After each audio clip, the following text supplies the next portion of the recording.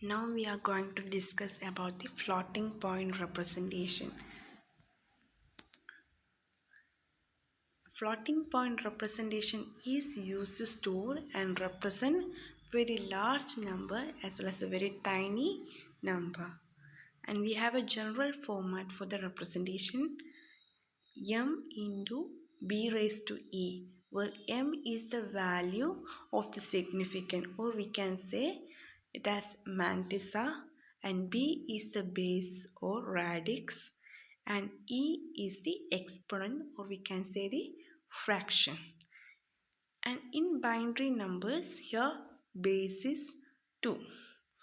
Okay, അപ്പോൾ ഒരു floating point representation എന്ന് പറയുന്നത് ആക്ച്വലി എന്താണ്, വെരി ലാർജ് നമ്പർ അതുപോലെ തന്നെ വെരി സ്മോൾ നമ്പറിനെ നമുക്ക് എങ്ങനെ സ്റ്റോർ ചെയ്യാം, എങ്ങനെ റെപ്രസെൻറ്റ് ചെയ്യാം എന്നുള്ളതിനെയാണ് അതിന് വേണ്ടിയിട്ടാണ് നമ്മൾ എന്ത് യൂസ് ചെയ്യുന്നത്, ഒരു ഫ്ലോട്ടിംഗ് പോയിന്റ് റെപ്രസെൻറ്റേഷൻ യൂസ് ചെയ്യുന്നത്. അപ്പോൾ അതിൻ്റെ ജനറൽ ഫോർമാറ്റ് എന്താണെന്ന് നമ്മൾ പറഞ്ഞു, അതായത് M into B raise to E. ഇവിടെ എമ്മും ഇയും മാത്രമാണ് നമ്മൾ എന്ത് ചെയ്യുന്നത്, റെപ്രസെൻറ്റ് ചെയ്യാൻ യൂസ് ചെയ്യുന്നത്. ബി എന്ന് പറയുന്നത് ഡീഫോൾട്ട് ആയിരിക്കും. ഓക്കെ, അപ്പോൾ ഇവിടെ എം എന്ന് പറയുന്നത് അതിൻ്റെ സിഗ്നിഫിക്കൻ്റ് ആണ്, അതുമല്ലെങ്കിൽ നമുക്ക് എന്ത് പറയാം, മാൻറ്റിസ എന്ന് പറയാം. ഇനി ഇ എന്ന് പറയുന്നത് അതിൻ്റെ എക്സ്പോണൻ്റ് ആണ്. ഓക്കെ, അപ്പോൾ ഒരു ബൈനറി ആണെങ്കിൽ അതിൻ്റെ ബേസ് എന്ന് പറയുന്നത് 2 ആയിരിക്കും. അതുപോലെ ഒക്ടൽ ആണെങ്കിൽ 8 ആയിരിക്കും. ഹെക്സാഡെസിമൽ ആണെങ്കിൽ 16 ആയിരിക്കും. അങ്ങനെ ഏത് നമ്പർ സിസ്റ്റം ആണോ യൂസ് ചെയ്യുന്നത് അതിനനുസരിച്ചിട്ട് നമ്മുടെ ബേസും മാറും. Okay, then the normalization for floating point number. We can have different rules for the normalization of floating point number, and it follows. The first rule is the integer part should be 0, and the second rule is 0 point d1 d2 etc dn into b raised to e, where d1 must be greater than 0 and di, where I is in between 2 and n, is greater or equal to 0. Okay, അപ്പോൾ ഓരോ different ഡിവൈസസും ചിലപ്പോൾ different number system ആയിരിക്കും use ചെയ്യുന്നത്. അപ്പോൾ അത്തരത്തിൽ വരുന്ന സമയത്ത് ഇതെങ്ങനെ യൂസ് ചെയ്യുന്നു, ഏത് ബേസിലാണ് യൂസ് ചെയ്യുന്നത് എന്നുള്ളൊരു കൺഫ്യൂഷൻ ഉണ്ടായിരിക്കും. അതുകൊണ്ട് തന്നെ നമുക്ക് എന്ത് ചെയ്യാം, ഇതൊരു നോർമലൈസ് ചെയ്യേണ്ടി വരും അല്ലേ. അതായത് ഇപ്പോൾ നമ്മൾ ഓരോ ഇതെല്ലാം യൂസ് ചെയ്യുന്ന സമയത്ത്, ഇപ്പോൾ ഫോർ എക്സാമ്പിൾ നമ്മളിവിടെ കൊടുത്തിരിക്കുന്ന വാല്യൂ ഇപ്പോൾ 0.012 ഇൻറ്റു 10⁻² ആണ്. അപ്പോൾ ഈ ഒരു രീതിയിൽ വരുമ്പോൾ നമ്മളെ റൂൾ എന്താണ്, ഇൻറ്റിജർ പാർട്ട് 0 ആയിരിക്കണം. ഓക്കെ, ഫസ്റ്റിൽ ഇൻറ്റിജർ പാർട്ട് 0 ആണ്.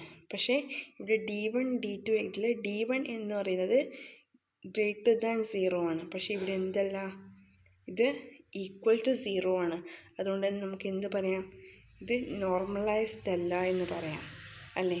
അതുപോലെ നെക്സ്റ്റ് എക്സാമ്പിൾ നോക്കുകയാണെങ്കിൽ അവിടെ ഇൻറ്റിജർ പാർട്ടിൽ 1 ആണ് വന്നിരിക്കുന്നത്, അതുകൊണ്ട് ഇതും നോർമലൈസ്ഡ് അല്ല എന്ന് പറയാം.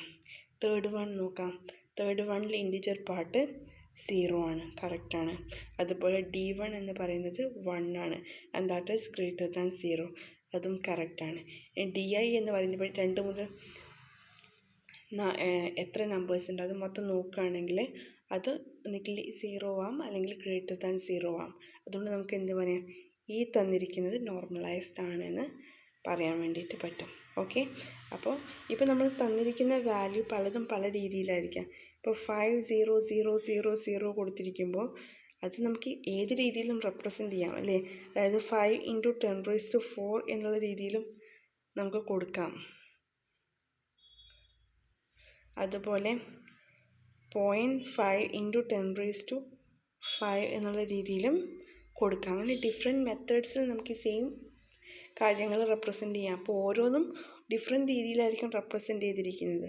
ഒന്നുകിൽ 5 ഇൻറ്റു 10⁻4 എന്നുള്ള രീതിയിലായിരിക്കാം, അല്ലെങ്കിൽ 0.05 ഇൻറ്റു 10⁻6 എന്നുള്ള ഫോമിലായിരിക്കാം.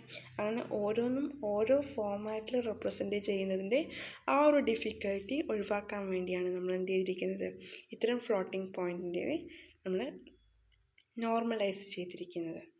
ഓക്കെ, ഇനി ഇതിപ്പോൾ നമുക്ക് റെപ്രസെൻ്റ് ചെയ്യുന്ന സമയത്ത് ഈ 5ഉം ഈ 4ഉം മാത്രമേ നമ്മളിവിടെ റെപ്രസെൻ്റ് ചെയ്യേണ്ട കാര്യം വരുന്നുള്ളൂ. അതുപോലെ ഇപ്പോൾ നമ്മൾ ചെറിയ നമ്പർ നോക്കാം. അതുപോലെ 0.000000 ഇങ്ങനെ കൊടുത്തിട്ടാണ് നമ്മൾ ചെയ്തിരിക്കുന്നത് എങ്കിൽ അത്രയും ഡിജിറ്റ്സ് റെപ്രസെൻ്റ് ചെയ്യുക എന്ന് പറയുമ്പോൾ അത്രയും നമ്പർ ഓഫ് ബിറ്റ്സ് നമുക്ക് ആവശ്യം വരും. ഇതിപ്പോൾ ഒരു ഹെക്സാഡെസിമൽ ആണെങ്കിൽ ഈ ഓരോന്നും 4 ബിറ്റ്സ് വെച്ച് റെപ്രസെൻ്റ് ചെയ്യുക എന്ന് പറയുമ്പോൾ ഡിഫിക്കൽട്ടാണ്. അപ്പോൾ അത്തരം കേസസിൽ നമുക്ക് എന്ത് വെച്ചിട്ട് റെപ്രസെൻ്റ് ചെയ്താൽ മതി? 0.5 ഇൻറ്റു 10 അല്ലെങ്കിൽ 16 എന്നൊക്കെ രീതിയിൽ നമ്മൾ റെപ്രസെൻ്റ് ചെയ്യുകയാണെങ്കിൽ ആ 5ഉം ഈ 5ഉം തമ്മിൽ 5 മാത്രമാണ് നമ്മൾ റെപ്രസെൻ്റ് ചെയ്യാൻ വേണ്ടി യൂസ് ചെയ്യുന്നുള്ളൂ. അപ്പം അത്രയും ബിറ്റ്സ് നമുക്ക് എന്ത് ചെയ്യാൻ വേണ്ടി പറ്റും? നമുക്ക് യൂട്ടിലൈസ് ചെയ്യുന്ന അത്രയും കുറയ്ക്കാൻ വേണ്ടി പറ്റും. ഓക്കെ, അതാണ് ഒരു ഫ്ലോട്ടിംഗ് പോയിൻ്റ് റെപ്രസെൻറ്റേഷൻ കൊണ്ടുള്ള മെയിൻ അഡ്വാൻറ്റേജ് എന്ന് പറയുന്നത്. അതായത് ലാർജസ്റ്റ് നമ്പർ ആയിക്കോട്ടെ, അതുപോലെ തന്നെ ടൈനി നമ്പേഴ്സ് ആയിക്കോട്ടെ. അപ്പോൾ അത്തരം കേസസ് നമ്മൾ യൂസ് ചെയ്യുന്ന സമയത്ത് അതിന് നമുക്ക് എങ്ങനെ സ്റ്റോർ ചെയ്യാം, എത്ര minimum number of bits use ചെയ്തുകൊണ്ട് നമുക്ക് എങ്ങനെ റെപ്രസെൻറ്റ് ചെയ്യാം, അതിനാണ് നമ്മൾ എന്ത് യൂസ് ചെയ്യുന്നത്? ഫ്ലോട്ടിംഗ് പോയിൻ്റ് റെപ്രസെൻറ്റേഷൻ യൂസ് ചെയ്യുന്നത്. ഓക്കെ,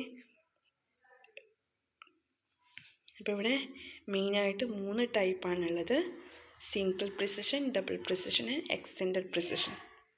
സിംഗിൾ പ്രിസിഷൻ എന്ന് പറയുമ്പോൾ 32 ബിറ്റ്സ്, ഡബിൾ പ്രിസിഷൻ എന്ന് പറയുമ്പോൾ 64 ബിറ്റ്സ് ആണ്. അതുപോലെ എക്സ്റ്റെൻഡഡ് പ്രിസിഷൻ എന്ന് പറയുമ്പോൾ 80 ബിറ്റ്സ് ആണ്. ഇനി ഇതുപോലെ തന്നെ നമുക്ക് ഹാഫ് പ്രിസിഷൻ എന്ന് പറയാൻ വേണ്ടി പറ്റും. അതായത് ഹാഫ് പ്രിസിഷൻ ആകുമ്പോൾ ഇതിൻ്റെ പകുതി, അതായത് 16 ബിറ്റ്സ് ആണ് നമ്മുടെ ഹാഫ് പ്രിസിഷനിൽ യൂസ് ചെയ്തിരിക്കുന്നത്. ഓക്കെ, ഹാഫ് പ്രിസിഷൻ അത് നമുക്കിതിൻ്റെ ഒരു ടൈപ്പായിട്ട് പറയാൻ വേണ്ടിയിട്ട് പറ്റും. Okay, these are the different types of floating point and this is based on the number of bits used in each type.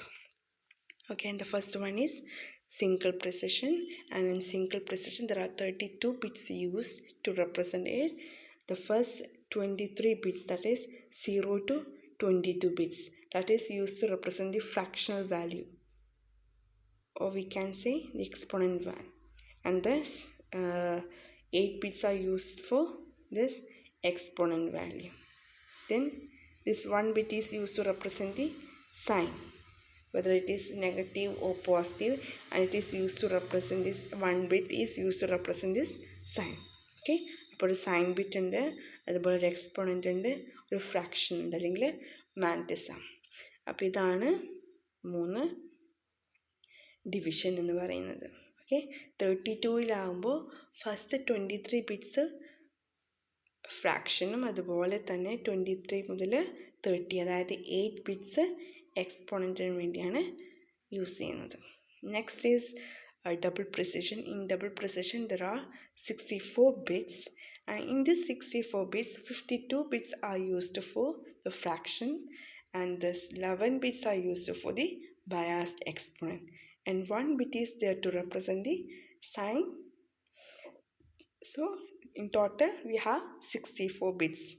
അപ്പോൾ ഈ ഓരോന്നും നമ്മൾ പറയുന്ന സമയത്ത് നമ്മളിപ്പോൾ സി പ്രോഗ്രാമിംഗ് ലാംഗ്വേജിൽ നിങ്ങൾ ഡബിൾ അല്ലെങ്കിൽ ഫ്ലോട്ടൊക്കെ പഠിച്ചിട്ടുണ്ടാകും. അപ്പോൾ അത് തന്നെയാണ് ആക്ച്വലി ഇതിലും വരുന്നത് കാര്യങ്ങൾ. ഇപ്പോൾ ഡബിൾ എന്ന് പറയുന്നത് ഡബിളും, അതുപോലെ തന്നെ ഫ്ലോട്ട് എന്ന് പറയുന്നത് നമ്മുടെ സിംഗിൾ പ്രിസിഷനുമാണ് ആക്ച്വലി വരുന്നത്. ഓക്കെ, അപ്പോൾ ഈ ഫ്ലോട്ടിംഗ് പോയിൻ്റ് എന്തിനാണ് യൂസ് ചെയ്യുന്നത്? നമ്മുടെ വെരി ലാർജ് വാല്യൂസ്, അതുപോലെ തന്നെ വെരി ടൈനി വാല്യൂസിനെ നമുക്ക് റെപ്രസെൻറ്റ് ചെയ്യാൻ വേണ്ടിയിട്ടാണ് നമ്മൾ യൂസ് ചെയ്യുന്നത്. Minimum number of bits use ചെയ്തുകൊണ്ട് നമുക്ക് എങ്ങനെ റെപ്രസെൻറ്റ് ചെയ്യാം, അതാണ് ഇവിടെ യൂസ് ചെയ്തിരിക്കുന്നത്. അപ്പോൾ ഇവിടെ ഡിഫറെൻറ്റ് ടൈപ്സ് പറഞ്ഞു: single precision, double precision and extended precision. Single precision എന്ന് പറയുമ്പോൾ 32 ബിറ്റ്സ് ആണ്. അതിൽ ഫസ്റ്റ് 23 ബിറ്റ്സ് എന്ന് പറയുന്നത് അതിൻ്റെ മാൻറ്റിസ, അതുപോലെ തന്നെ 8 ബിറ്റ്സ് അതിൻ്റെ എക്സ്പോണൻറ്റ്. ഓക്കെ, ഒരു 1 ബിറ്റ് നമ്മൾ എന്തിന് യൂസ് ചെയ്യുന്നുണ്ട്? സൈനിന് യൂസ് ചെയ്യുന്നുണ്ട്. ഓക്കെ, സൈൻ ബിറ്റ്, അതുപോലെ എക്സ്പോണൻറ്റ്, ദെൻ ഫ്രാക്ഷൻ, ഇങ്ങനെയാണ് നമ്മൾ ഓരോന്നിലും യൂസ് ചെയ്യുന്നത്. Okay, and that's all about floating point representation. Thank you.